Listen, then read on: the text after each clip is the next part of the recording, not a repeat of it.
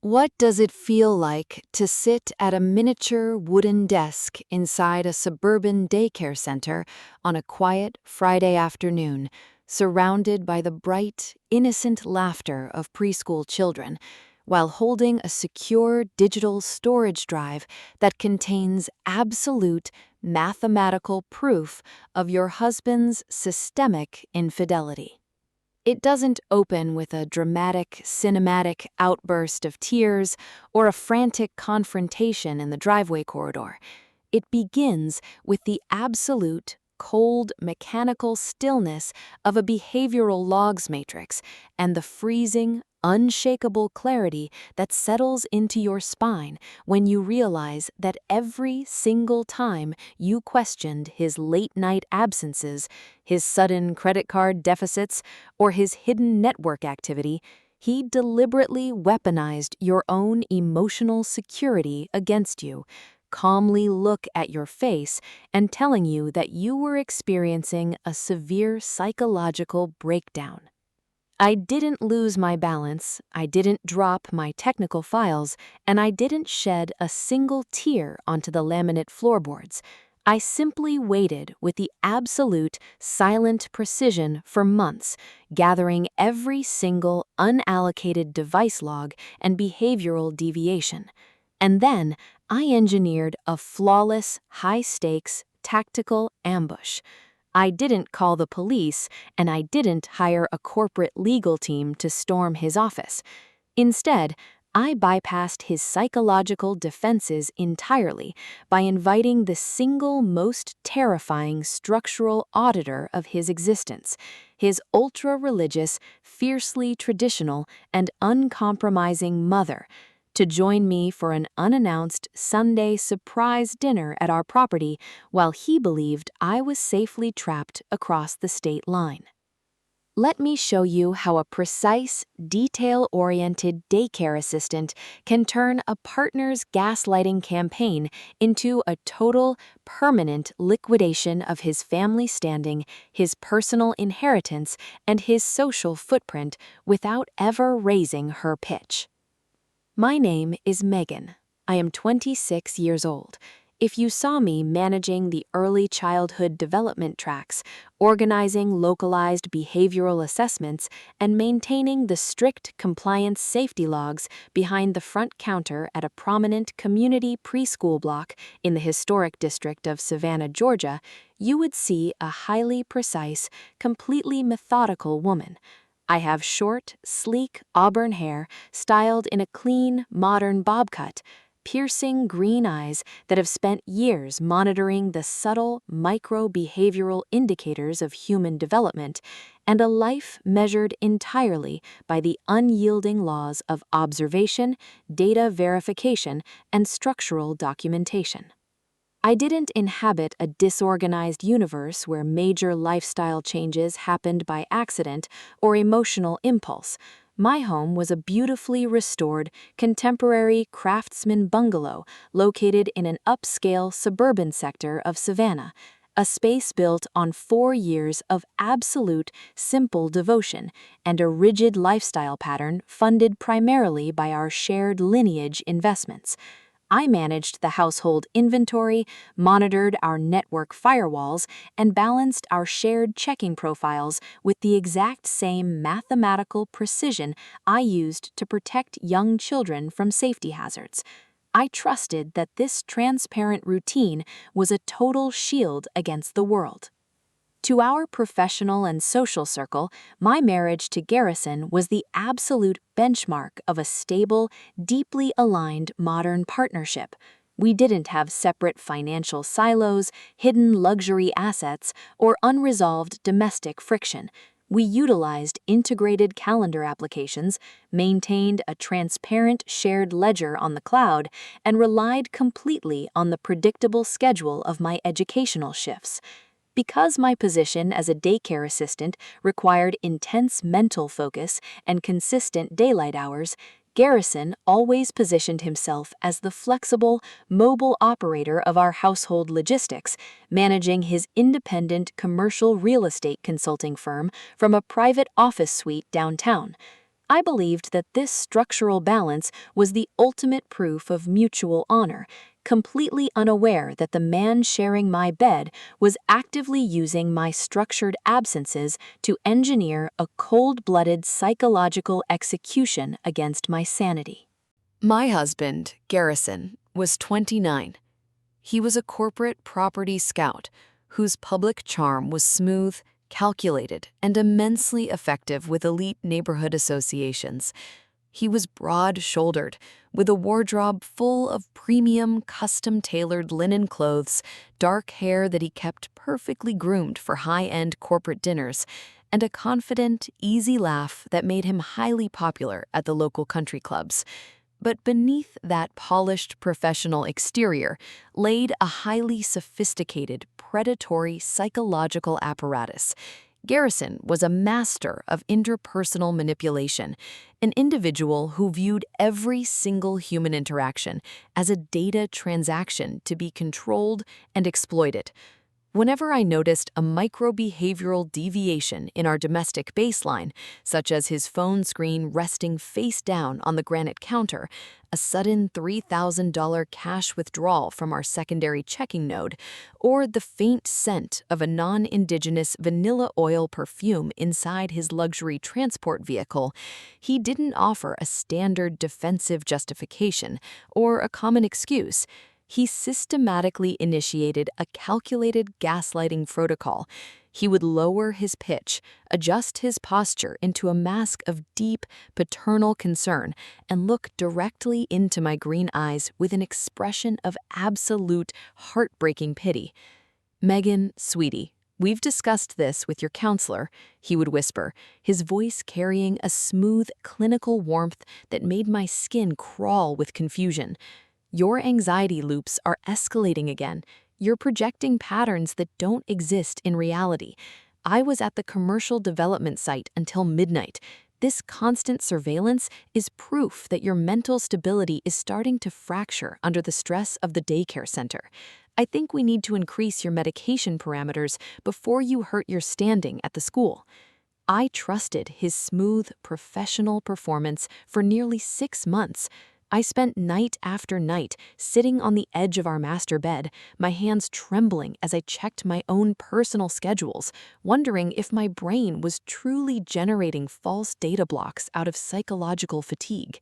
He systematically isolated me from my immediate coworkers, continuously reminding my mother-in-law that my emotional baseline was too fragile to handle complex family gatherings or structural account management. He was actively preparing a fraudulent legal profile to declare me mentally incompetent during any future asset division cycles, ensuring he could take absolute possession of our entire shared property footprint without ever paying a single dime of compensation.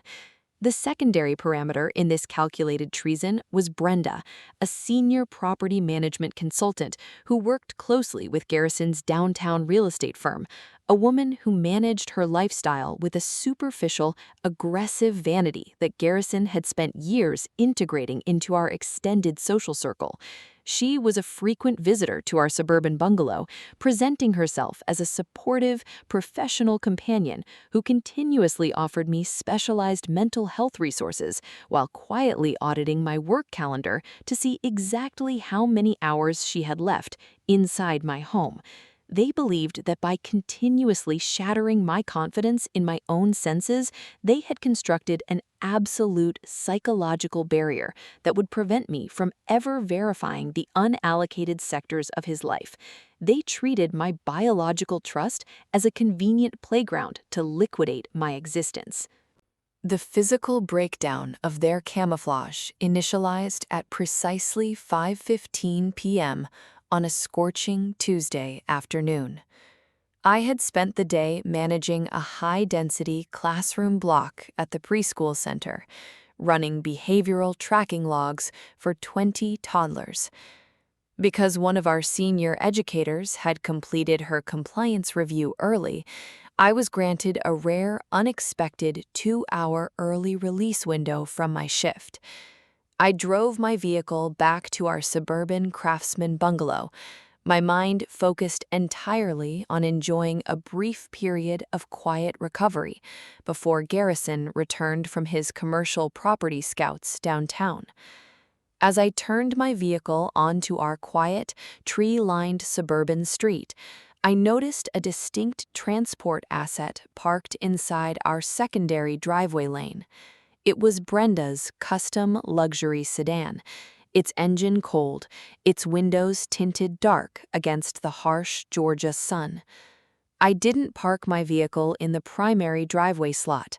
I silently guided my car to the edge of the neighborhood park corridor, walked back to the property through the rear oak grove, and entered the Craftsman bungalow through the side utility door using my private mechanical override.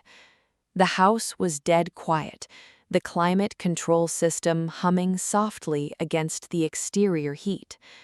I stepped through the laundry suite, my movements perfectly flat, carrying a clinical stillness that generated no acoustic footprint whatsoever. As I approached the central hallway corridor leading toward the master suite, my eyes stopped on the antique mahogany console table near the entrance. Resting face up on the polished wood was Garrison's primary corporate tablet device, a high-capacity system he typically secured behind multiple biometric firewalls. But on this specific afternoon, he had committed a fatal operational error. In his frantic, narcissistic haste to initialize his afternoon encounter with Brenda, he had left the device connected to the active charger dock, with the security interface completely unlocked, displaying a real-time messaging application thread. I stood completely still in the shadow of the hallway, my green eyes scanning the illuminated text bubbles on the glass screen. The chat was not a commercial real estate property brief or a land development survey. It was a comprehensive, long-term coordination ledger detailing their parallel relationship and their psychological strategy against my sanity. The final text string, transmitted at precisely 1:30 p.m. that afternoon, rendered a catastrophic system deviation in my mind. Garrison's text to Brenda read, "Megan's daycare contract keeps her locked at the school block until 7:30 p.m. tonight. I've already convinced her mother that her piranha is reaching a dangerous medical ceiling. When we file the mental incompetence motion next month, the house and the trust shares clear into my account automatically. Meet me at the bungalow at 2 p.m. The master room is ready." Brenda's response bubble, pinned directly beneath his message, read, "Perfect, babe. She's so completely brainwashed by your gaslighting, she'll probably blame her own memory when she notices the sheets shifted. See you in the bed."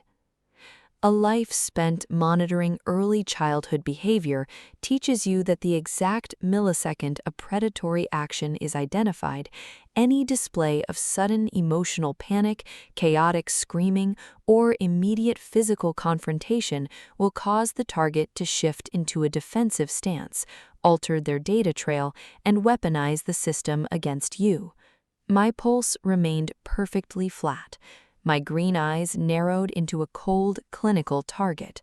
I didn't drop my keys, I didn't scream down the empty corridor, and I didn't storm the master suite to initiate a useless theatrical altercation that Garrison would simply spin as another paranoid mental breakdown. I pulled out my personal smartphone, activated the high-definition macro lens, and captured a series of pristine, unedited digital photographs of the open tablet interface, ensuring the contact profiles, the timestamps, and the specific legal conspiracy text blocks were perfectly logged into my law firm's secure cloud backup under a permanent encryption protocol.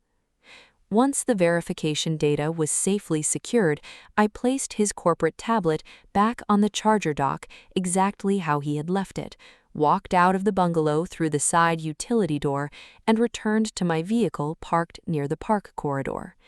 I sat in the driver's seat, looking at the green leaves of the oak trees, while my brain, completely detached from emotional static, immediately calculated a highly targeted, multi-layered counter-ambush that would target the single most critical structural element of Garrison's entire existence: his social vanity and his total financial dependence on his wealthy family lineage.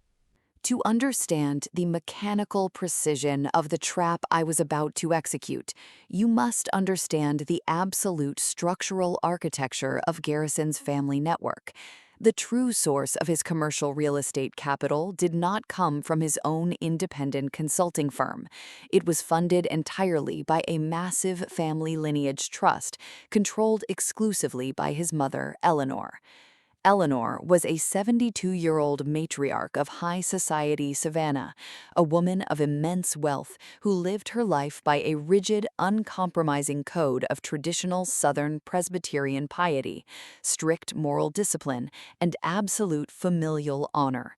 She was a terrifying, unyielding structural auditor who detested any display of modern secular degeneracy, domestic infidelity, or social scandal. She spent her wealth funding regional church ministries, managing historic preservation boards, and monitoring her children's lifestyles with a razor-sharp, judgmental focus. Garrison spent his entire life performing a carefully engineered mask of pure conservative devotion in front of his mother. He attended her church circle every single Sunday morning, read theological texts on her veranda, and continuously positioned himself as the ultimate holy guardian of our family's traditional ancestral heritage. He knew with absolute clarity that if Eleanor ever discovered a single blemish of moral corruption or marital fraud in his personal ledger, she would exercise her unconditional executive authority to revoke his access to the family trust, dissolve his commercial real estate credit lines, and disown his name from the lineage inheritance deeds instantly. On Saturday morning, I initiated the primary phase of the compliance snare. I called Eleanor from my personal device, my voice perfectly calm, carrying a soft, calculated tone of submissive respect that instantly bypassed her standard social defenses. "Eleanor, good morning," I said, my pitch controlled and rhythmic. "I know Garrison has mentioned that my heavy schedule at the daycare center has left my energy levels quite depleted lately. To show my deep appreciation for your continuous prayers, I want to organize an exceptional, high-end, traditional Sunday surprise dinner at our bungalow tomorrow evening at precisely 6 p.m. I'm preparing your favorite ancestral recipes, but I need your absolute silence. Garrison believes I am traveling out of state to attend an educational compliance seminar this weekend. I want us to unlock the front door together and surprise him the moment he returns from his property surveys."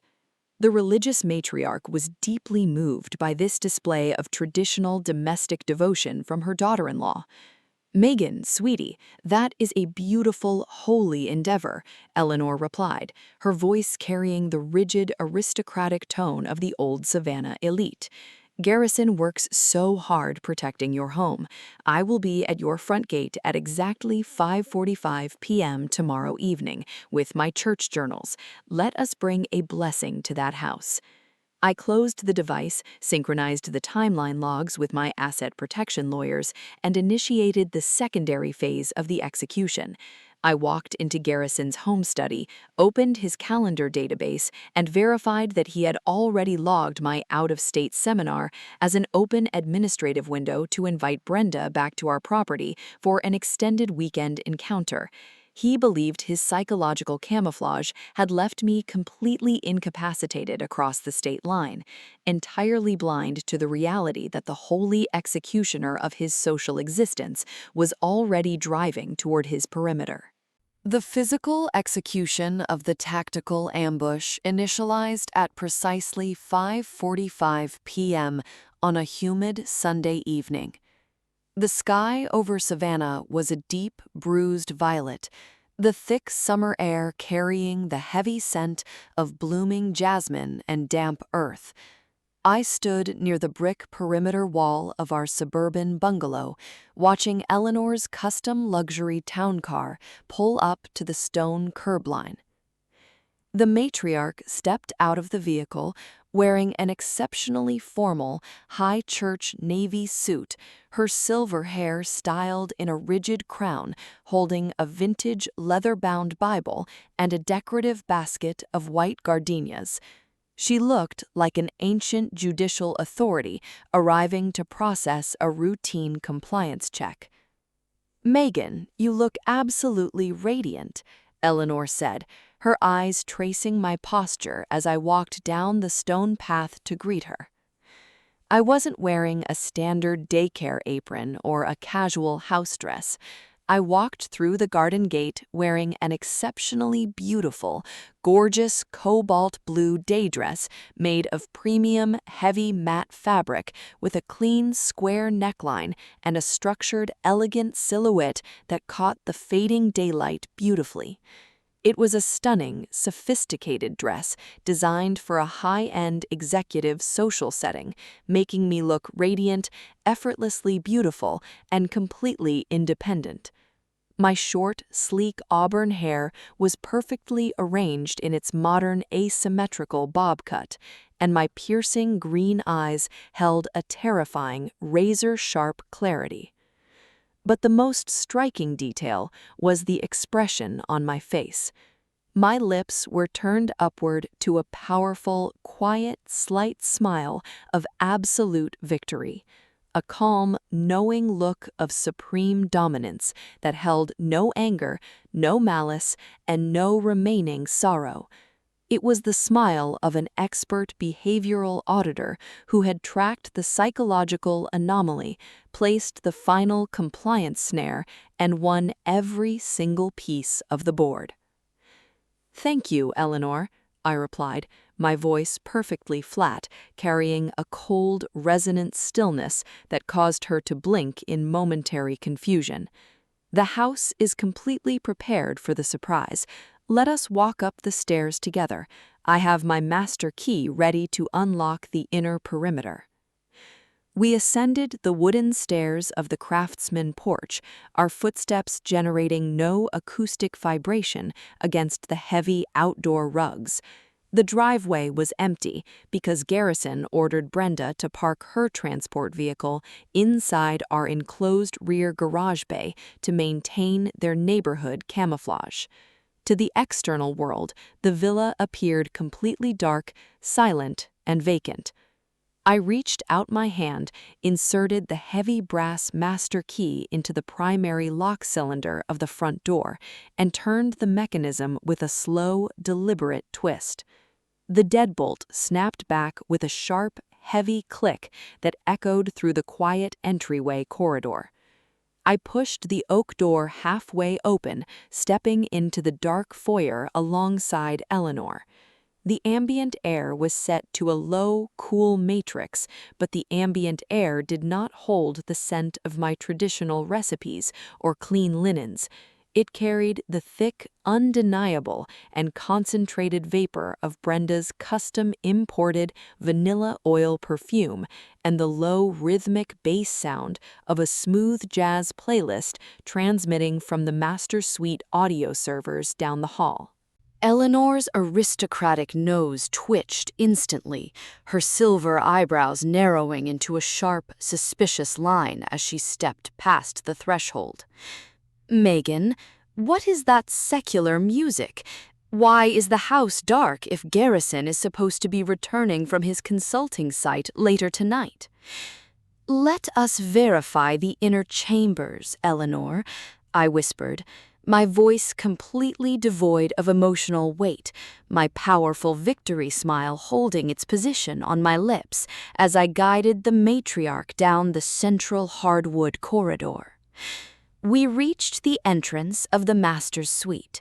The two glass doors were resting wide open, the soft designer lighting from the interior casting long, dark shadows across the hallway floorboards.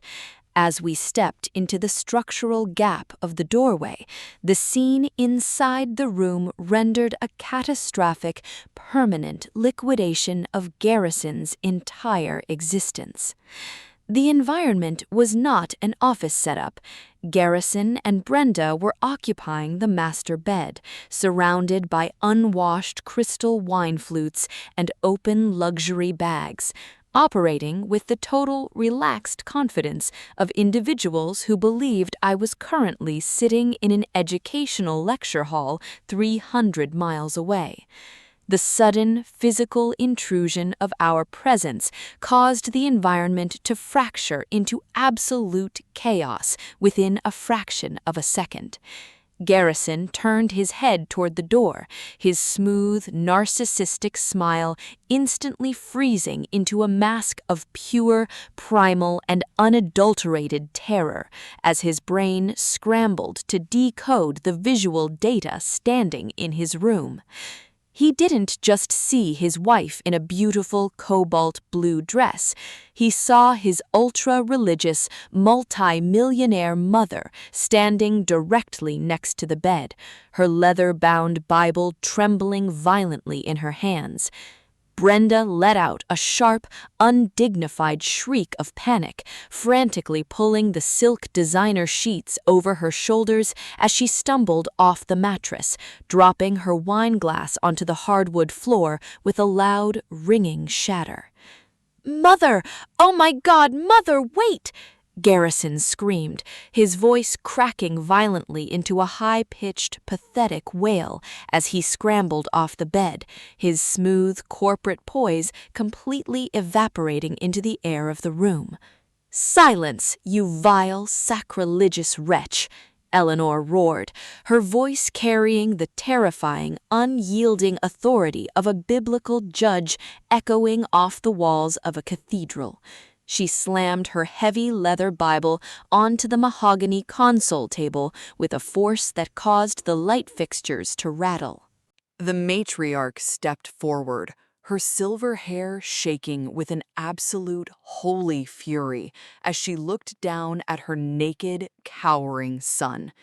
"Do not dare insult my intelligence or weaponize the holy baseline of mental health to cover your filthy, disgusting degeneracy. I read your corporate tablet text logs on the hall table while we walked in, you treacherous parasite.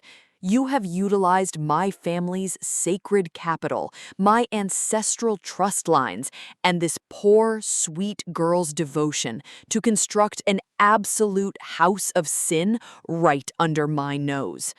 Mother, please, the commercial loans, the real estate deeds are tied to your trust," Garrison begged, dropping to his knees on the floorboards, his hands outstretched in an attitude of total, pathetic submission. "If you freeze the credit lines today, my entire investment firm goes into immediate corporate bankruptcy. I'll lose the downtown plaza. I'll be completely broke." "You are already broke, Garrison," I interrupted, my voice perfectly level, carrying the freezing clarity of an executioner delivering an unappealable verdict from the head of the table. I stepped past his kneeling form, my cobalt blue dress catching the light beautifully, my green eyes looking down at his pale face with absolute, unvarnished indifference. Eleanor turned her gaze away from her son, her chest heaving as she reached out her hand to grip my shoulder with a tight, trembling validation. "Megan, my beautiful, faithful child, I am so deeply, profoundly broken by the absolute malice of this creature I brought into the world. Hear my words right now. This monster is dead to my name. Tomorrow morning, my legal executors will systematically purge his name from every ancestral deed, every real estate trust, and every inheritance ledger in the state of Georgia. He will receive a zero capital allocation from my lineage, and I will personally stand at your right hand in the Supreme Court as your primary star witness to ensure he is stripped of every single piece of his property footprint." Garrison let out a raw, hollow howl of absolute financial and social death as he collapsed face down onto the floorboards, as he realized that his entire psychological architecture of gaslighting and manipulation had just pulled the trigger on his own survival. His parallel escape plan with Brenda had turned into an immediate, total excommunication from the elite world that funded his entire identity. The subsequent dissolution process did not resemble a standard amicable divorce negotiation. It transformed into a massive, multi-layered civil and financial war that completely flattened Garrison's existence within 48 hours of that Sunday ambush. Eleanor executed her verbal decree with a ruthless military precision that left her son completely isolated from the entire Savannah high society network. She systematically revoked her signature from his commercial investment funds, forcing the regional banking nodes to immediately default his real estate company's credit lines. His corporate development partners downtown, recognizing that his name had become an absolute toxic liability to the family trust, terminated his executive privileges and locked him out of his office plaza before the week concluded.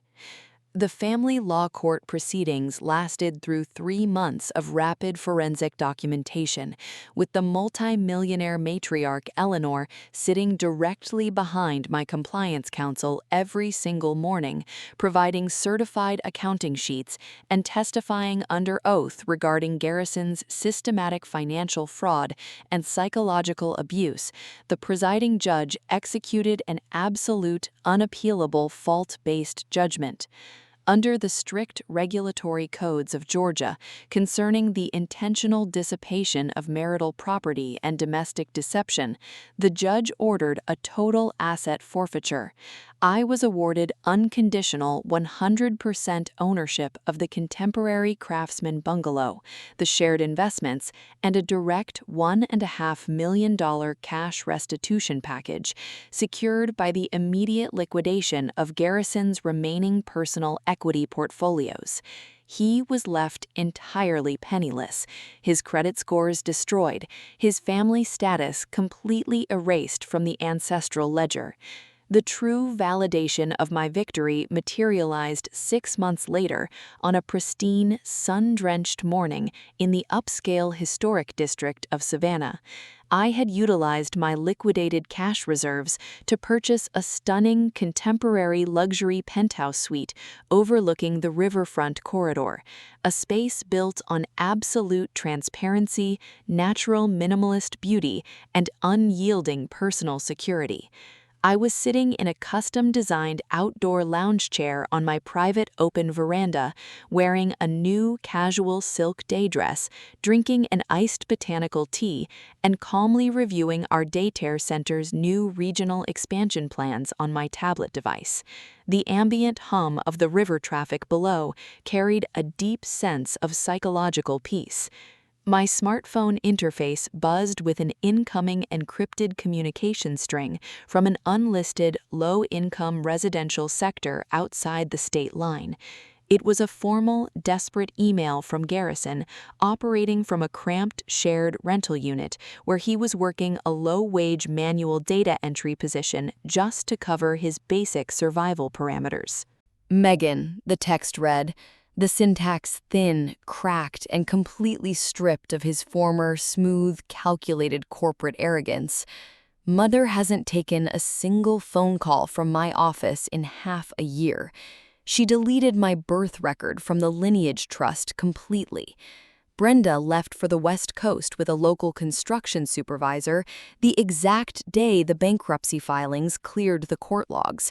I am living in a concrete cellar block, and my credit is so permanently destroyed, I can't even secure an entry-level real estate license anywhere in this state. You completely liquidated my entire identity. Was it really worth destroying a man's future just because of a temporary relationship milestone in our house? I leaned back against the plush cushions of my outdoor lounge chair, my piercing green eyes looking out at the glittering water of the Savannah riverfront, my powerful smile of absolute victory deepening on my lips as I placed my fingers onto the glass interface to type out the final, closing entry of his ledger. I didn't destroy your future, Garrison.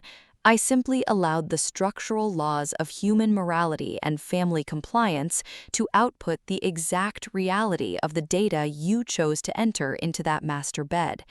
You chose to sign a digital contract of your own betrayal while telling the woman who supported your lifestyle that she was losing her mind. Enjoy the final compilation of your choices. I hit send, deleted the messaging string from my local server cache, and permanently blocked his domain from my network architecture forever. He remains inside his self-built cage, a penniless, isolated ghost trapped in the vacuum of his own arrogance. His name just an erased entry in my future compliance logs. The past is a secured perimeter, the asset is locked, and my path finally stands on its own unshakable, permanent foundation. Do you know why I am telling you this story from the edge of this open waterfront penthouse? Because the predators and deceivers of this world want you to believe that if you are a regular, structured person who focuses on your data and trusts your family, you are too weak to defend your own life. They think that because you are quiet, because you ignore their small slights while managing a daycare classroom and supporting their professional growth, you must be blind to their large conspiracies. They believe that a gaslighted heart will always collapse into useless tears and mental confusion. But they do not understand the absolute, unalterable laws of patience, documentation, and strategic leverage. Your life does not belong to the people who try to manipulate your sanity using a fraudulent psychological narrative. And you don't need a loud, screaming match, a chaotic scene, or a violent confrontation to execute absolute justice against a traitor. You just need the cold, silent discipline to collect the device logs, secure the digital footprints, and wait for the exact operational window to let their own arrogant greed pull the trigger on their existence. Garrison thought he could steal my sanctuary and declare me mentally unstable because I was a quiet teacher's assistant behind a wooden desk. He forgot the most basic rule of the system backups. The woman who manages the behavioral files always knows exactly how to liquidate the family assets. I am Megan. The audit is finalized. The asset is secured.